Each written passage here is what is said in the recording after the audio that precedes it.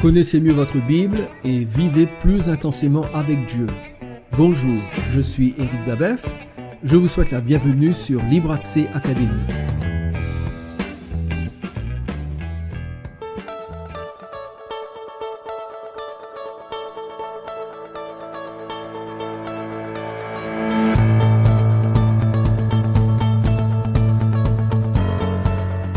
Je vous propose de continuer notre examen du parler en langue, ce qui me permettra de répondre à certaines questions que vous devez probablement vous poser, que vous soyez ou non charismatique. Je ne prétends pas pouvoir répondre à toutes les questions, et il peut y en avoir vraiment beaucoup sur un sujet aussi explosif. J'espère répondre à celles qui me semblent les plus évidentes ou les plus courantes. Ces questions sont bien entendu en rapport avec ce que j'ai enseigné dans les précédentes études concernant la nature du parler en langue, à savoir qu'il s'agit toujours de langue humaine connue et jamais de langue inintelligible ou extatique. Habituellement, ceux qui ne sont pas d'accord avec cette description de la glossolalie mettent en avant les objections suivantes. La Bible n'indique-t-elle pas qu'il existe deux sortes de parler en langue, les langues humaines connues dans Actes chapitre 2 verset 4 et les langues inintelligibles dans 1 Corinthiens chapitre 14 verset 2? Pourquoi limiter le parler en langue à des langues humaines alors que Paul dit que nous pouvons parler les langues des anges dans 1 Corinthiens chapitre 13 verset 1er?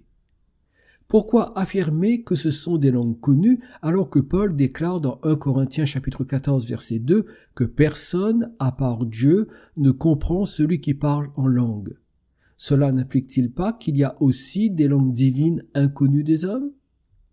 Les langues inintelligibles ne sont-elles pas les mystères dont parle Paul dans 1 Corinthiens chapitre 14 verset 2? Il y a certainement d'autres objections, mais celles-là sont les principales et les plus fréquentes lorsqu'un individu, principalement un charismatique ou un pentecôtiste, est confronté au fait que la glossolalie contemporaine ne répond pas aux critères bibliques. Encore une fois, je tiens à rappeler que j'ai été pentecôtiste et charismatique durant toute ma vie chrétienne et que je possède toujours la capacité de parler en langue comme peut le faire un pentecôtiste ou un charismatique.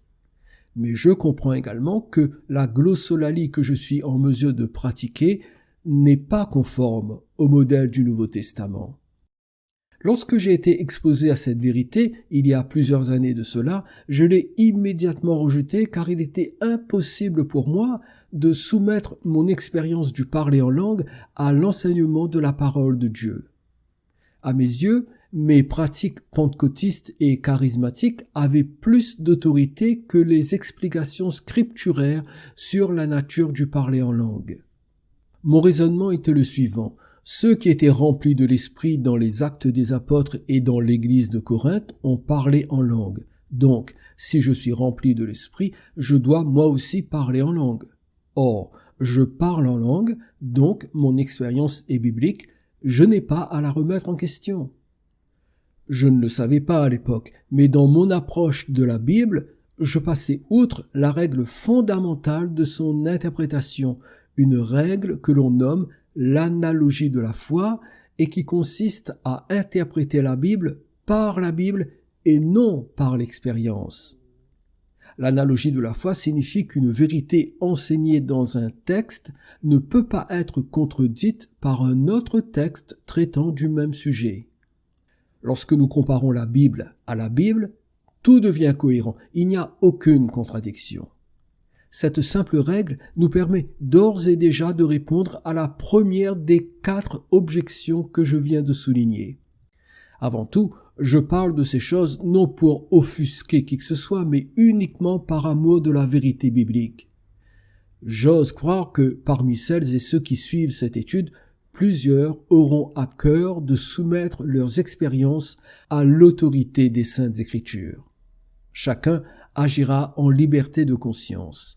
Mais revenons à la première objection.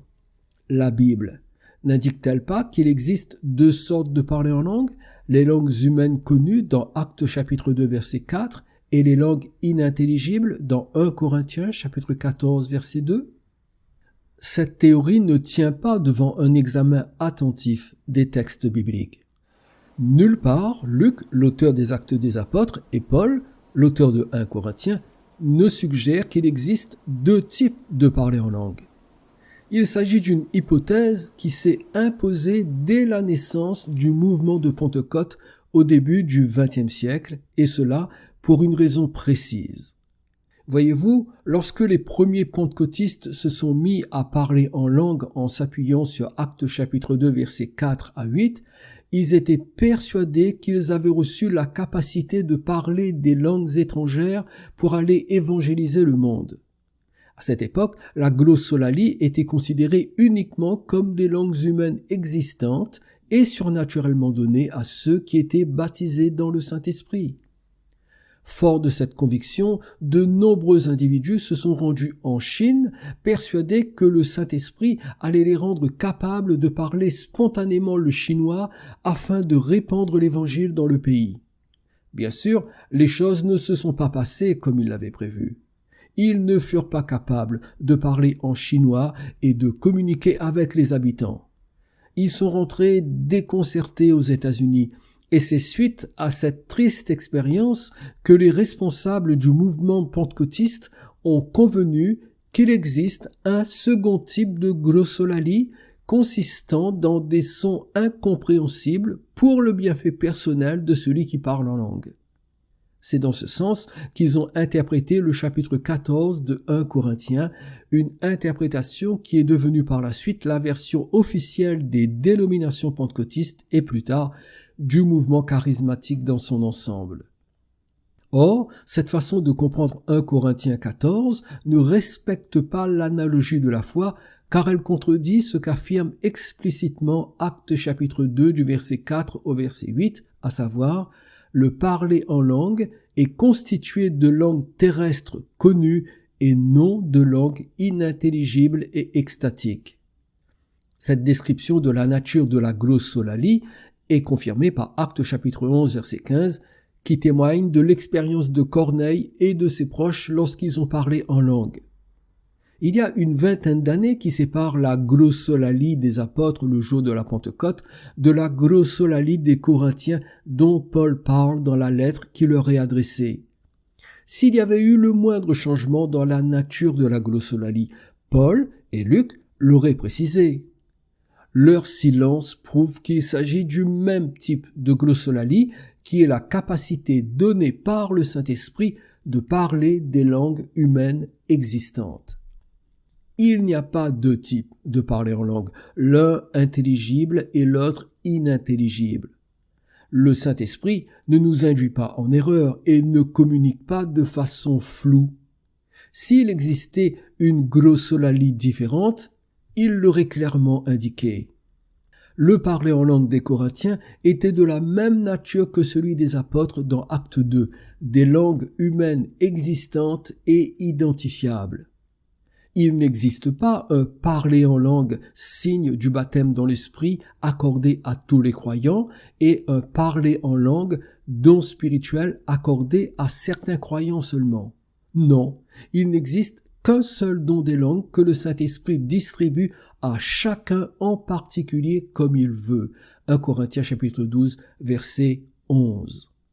De la même façon, il n'existe qu'un seul type de parler en langue, celui qui est constitué de langues humaines étrangères. L'expression « langue humaine étrangère » nous amène à la seconde objection. Pourquoi limiter le parler en langue à des langues humaines alors que Paul dit que nous pouvons parler les langues des anges dans 1 Corinthiens chapitre 13 verset 1er? La question à laquelle nous devons répondre est: existe-t-il une ou plusieurs langues spécifiquement angéliques et pouvons-nous être en mesure de les parler? Est-ce cela que Paul a en tête dans 1 Corinthiens chapitre 13 verset 1er lorsqu'il dit « Quand je parlerai les langues des hommes et des anges, si je n'ai pas l'amour, je suis un airain qui résonne ou une cymbale qui retentit ?» L'apôtre est-il en train de suggérer que le don des langues implique de parler une sorte de langue céleste inconnue de celui qui parle? Je ferai deux brèves remarques sur ce verset. Tout d'abord, le but de Paul est de montrer que sans l'amour, aucun exploit spirituel n'a de valeur. En d'autres mots, Paul ne parle pas de la nature du don des langues, il dit juste qu'aucune langue parlée, puisse-t-elle être humaine ou angélique, n'élimine la nécessité de l'amour pour nos frères et nos sœurs en Christ. Ensuite, dans le Testament de Job, un livre apocryphe datant du 1er siècle avant Jésus-Christ, il est question d'une légende selon laquelle les 3 filles de Job avaient reçu la capacité de parler et de chanter dans une langue angélique. Que Paul se réfère ou pas à ce texte apocryphe, celui-ci demeure une légende, et il est difficile de concevoir que Paul, et encore moins le Saint-Esprit, se servent d'une légende pour décrire un don spirituel. Comme je l'ai déjà indiqué dans une précédente étude, Paul utilise ici une hyperbole, c'est-à-dire qu'il exagère volontairement un point afin de le mettre en relief. Il ne dit pas que celui qui parle en langue peut parler des langues angéliques. Il dit juste que si cela arrivait, ce qui ne s'est jamais produit, cela n'aurait aucune valeur si l'amour du prochain est absent. À ceci, nous pouvons ajouter que dans la Bible, lorsque les anges parlent, ils s'expriment toujours dans un langage humain intelligible que les hommes pouvaient comprendre. Vous pouvez lire à titre d'exemple Genèse chapitre 19 versets 1 et 2 et Luc chapitre 1er du verset 26 au verset 35, où il est question d'une conversation en langue terrestre entre des anges et des êtres humains. Dans le livre de l'Apocalypse, lorsque l'apôtre Jean fut transporté au ciel, il a pu échanger avec un ange et écrire tout ce que celui-ci lui disait dans un langage humain clair et compréhensible. Apocalypse chapitre 22 du verset 8 au verset 10. Pourquoi voudrions-nous que le Saint-Esprit fasse parler des hommes et des femmes dans une langue angélique? Quel serait l'intérêt? Non, encore une fois je le répète, Paul ne suggère aucunement que la glossolalie sous forme de langage inintelligible serait des langues angéliques. Devant la fragilité des 2 premières objections, certains feront appel à la 3e et à la 4e objection pour justifier les langues inintelligibles. Tout d'abord, arrêtons-nous sur la 3e. Pourquoi affirmer que ce sont des langues connues, alors que Paul déclare dans 1 Corinthiens chapitre 14 verset 2 que personne à part Dieu ne comprend celui qui parle en langue? Cela n'implique-t-il pas qu'il y a aussi des langues divines inconnues des hommes? C'est une façon de dire qu'il y a 2 sortes de parler en langue, des langues humaines ordinaires et des langues non humaines extraordinaires. Les premières sont connues et intelligibles, alors que les secondes sont inconnues et inintelligibles. Je n'ai pas le temps de vous faire un exposé détaillé du chapitre 14 de 1 Corinthiens. Cependant, il est important de garder présent à l'esprit que la première épître aux Corinthiens n'est pas un ouvrage de théologie systématique, mais une lettre circonstancielle de correction à une église locale qui connaissait quelques problèmes. Le but de Paul est de recadrer les Corinthiens sur plusieurs sujets comme les divisions, chapitres 1 à 4, l'immoralité, chapitres 5 et 6, le mariage, chapitre 7, la liberté, chapitre 8 à 10, le culte, chapitre 11 à 14 et la résurrection, chapitre 15. C'est ainsi que 1 Corinthiens 14 est un texte de correction concernant un aspect du culte, à savoir l'utilisation de la prophétie et du don des langues. Donc, le but de Paul dans ce chapitre est uniquement de mettre de l'ordre dans la pratique de ces 2 dons spirituels et non pas d'expliquer l'importance du parler en langue inintelligible dans la vie chrétienne. Il est utile de savoir que 1 Corinthiens 14 peut être divisé en 4 parties. Première partie, du verset 1 au verset 5, la priorité de la prophétie sur le don des langues. Deuxième partie, du verset 6 au verset 19, l'inutilité du don des langues s'il n'est pas interprété. troisième partie, du verset 20 au verset 28, le but réel est la régulation du don des langues. Et enfin, quatrième partie, du verset 29 au verset 40, la régulation de la prophétie. Donc, 1 Corinthiens chapitre 14 verset 2 traite essentiellement de la priorité de la prophétie comparée au don des langues. Voici ce qu'il dit. En effet, celui qui parle en langue ne parle pas aux hommes, mais à Dieu, car personne ne le comprend, et c'est en esprit qu'il dit des mystères. Tout d'abord, le fait que personne ne le comprend n'implique pas que c'est une langue inconnue, composée de mots inintelligibles. Ce que Paul veut montrer ici, c'est que si un croyant parle dans une langue étrangère, il est évident que personne ne le comprend. Il n'y a que deux moyens pour qu'il soit compris. Le premier, c'est qu'il prophétise. Raison pour laquelle le verset 1 dit « Aspirez aussi au don spirituel, mais surtout à celui de prophétie ». Comme nous le savons, prophétiser consiste à parler de la part de Dieu dans la langue maternelle des auditeurs. Le second moyen, c'est que le don d'interprétation accompagne le don des langues pour que les autres comprennent ce qui est dit.